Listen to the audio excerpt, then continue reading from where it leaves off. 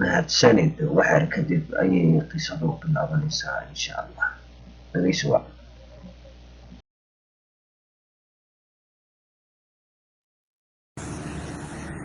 السلام عليكم ورحمة الله وبركاته ولا ليال إلهي سبحانه وتعالى وحي خيره ينوفقه لبهان وحان جعليستي مقال كان إن صوته كدب ساكا وبرقي مكي عن براها أي بلشدو كودا حريدو فيسبوكو كمي جهي عن كواركي مقال كاسي وحوي أي afka ku sida ilmaya oo iminka dhashay waxa soo dhigay muuqaalka walaal macallin dugsi sare ka ah dalka Sacuudiga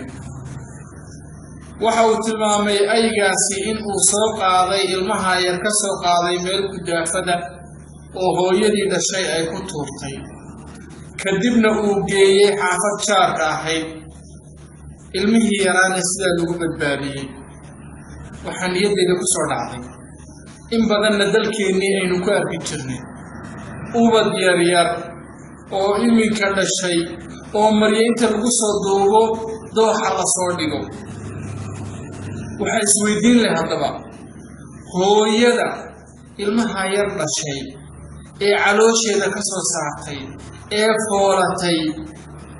ee dareenkii hooyanimo iyo naxariistii oo dhan ilaahay ka saaray ilmihii yaraa oo dambi u geystay aanu jirinna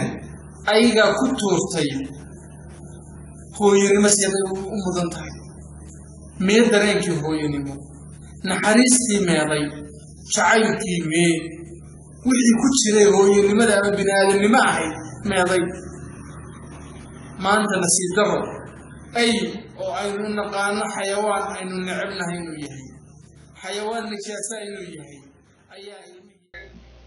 subscribe ku dhufan insha allah si aad ula socoto fiidiyada cusub aan soo geliyo mahadsanid